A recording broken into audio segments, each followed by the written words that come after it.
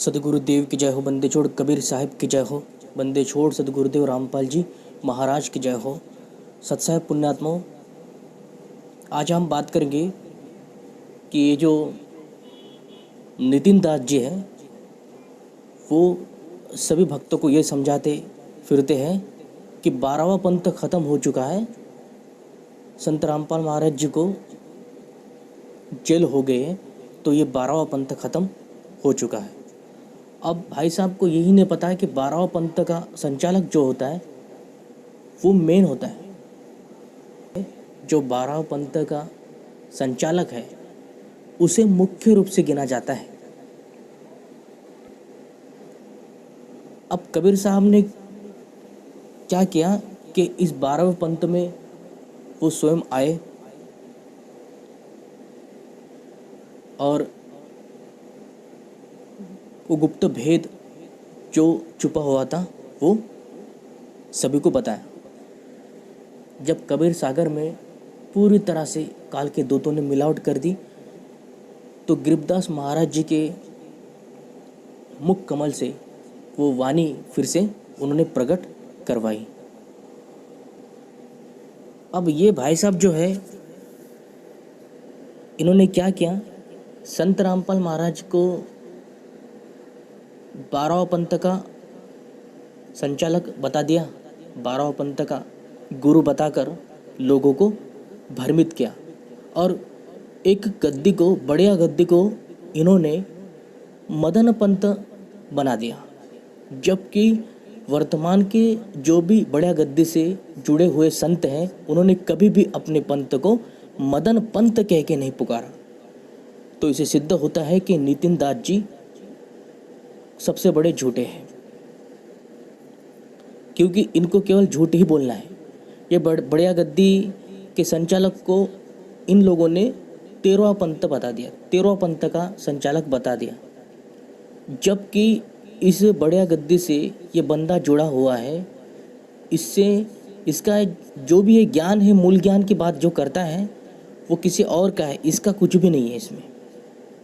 ठीक है, ये बढ़िया गद्दी वालों संतों से चुरा कर ज्ञान लाया है और कहता है कि मेरी खुद की खोज है। नहीं, इसकी खुद की खोज कुछ भी नहीं है, ज़ीरो है।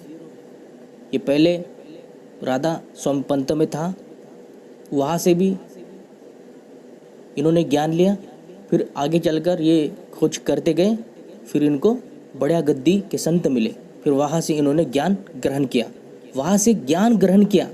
खुद की खोज वो होती है जो स्वयं से ज्ञान को बताया जाए।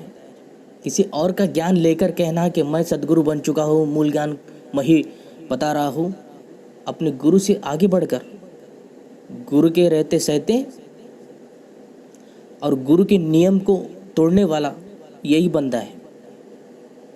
क्योंकि उन गुरुओं को भी नहीं पता था कि ये अपने पंथ को, बढ़िया गद्दी को मदन पंथ के नाम से प्रचार करता है।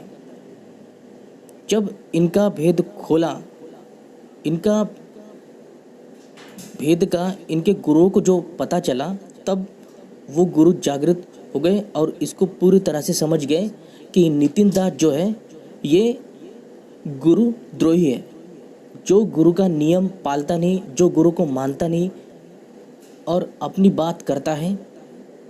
क्योंकि बढ़िया गद्दी के जितने भी संत हैं वो कभी भी अपने पंथ को मदन पंथ नहीं कहते हैं।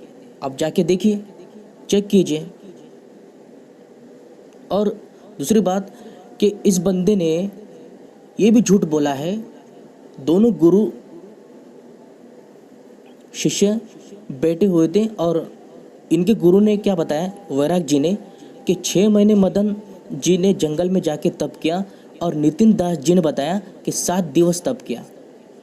तो दोनों में से कौन सच है और कौन झूठ है, इसका निर्णय भी आपको ही करना है। नितिन दास जी केवल और केवल झूठ के ही मास्टरमाइंड है। अपने झूठे सिद्धांतों को, अपने झूठे अज्ञान को लेकर समाज को भ्रमित करने का काम करते हैं। अब मैं बात करूंगा कि कबीरपंथी और संत रामपाल महाराज में क्या अंतर है। जितने कबीरपंथी हैं और संत रामपाल महाराज हैं ये भी कबीरपंथी हैं, और अन्य जितने भी शाखा वंश गद्दी वाले हैं वो भी कबीरपंथी हैं। लेकिन दोनों में अंतर क्या है? क्या ये कबीर साहब को परमात्मा बता पाए? क्या वेदों का ज्ञान इनको है? नितिन दास जी को वेदों का कुछ नहीं पता, कुछ भी ज्ञान नहीं है इनको वेदों का, क्योंकि कबीर साहब की वाणी है, साखी है कि वेद मेरा भेद है, मर्म भेद है मेरा, वेद में मेरी महिमा है। लेकिन इन कबीरपंथियों ने केवल बीजक को माना, साखियों को माना, शब्दावली को माना, कबीर साहब की वाणी को ही माना, लेकिन वेद कभी खोलकर नहीं इन्होंने दिखाया, ना वो समझ पाए पढ़ने वाले, जानने वाले। और बन बैठे सदगुरु बनकर लोगों को नामदान देते हैं, शिष्य बनाते हैं, लेकिन वेद का मर्म और तात्पर्य को ये समझ नहीं पाए। यही तो बात है, क्योंकि गीता ज्ञान दाता ने गीता जी में बताया है कि उस मूल तत्व रूप को, इस मूल तत्व ज्ञान को और वेदों को वही समझ सकता है जो तत्वदर्शी हो, और तत्वदर्शी संत ही पूर्ण ज्ञानी होता है, पूर्ण गुरु होता है। आज वर्तमान में केवल और केवल संत रामपाल जी ही वो तत्वदर्शी संत है। इसीलिए ये कबीरपंथियों से भी ऊपर का ज्ञान रखते हैं। कबीरपंथी केवल वाणी में ही सिमट कर रह गए, ना गीता का ज्ञान बता पाए, ना कुरान का ज्ञान बता पाए, ना बाइबल का, और ना ही वेद और शास्त्रों का ज्ञान वो बता पाए। वो संत रामपाल महाराज जी ने इस भेद का खुलासा करके भगत समाज को एक सही दिशा प्रदान की है, सत्य की राह बता दी है। और ये नकली नितिन दास ये एक झूठे हैं और केवल अपनी मनमुखी बातें और मनमुखी सोच ही लेकर चलते हैं। अभी बढ़िया गद्दी से आप ज्ञान सुनिए, इनके ज्ञान को कितना एक्सपोज किया जा रहा है। आप स्वयं जाके चेक कीजिए, बढ़िया गद्दी वाले संतों से बात कीजिए, क्या उनके वीडियोस को आप देख सकते हैं, उनके सत्संग को देखिए। उन्होंने इस नितिन दास जी की पूरी पोल खोल रखी है। ये मैं नहीं कहता, उनके संत बता रहे हैं। और उनके बढ़िया गद्दी में केवल 12.5 या पौन तक ही पंथी ये मानते हैं। कबीर पंथ में 13वां पंथ कोई भी नहीं मानता है।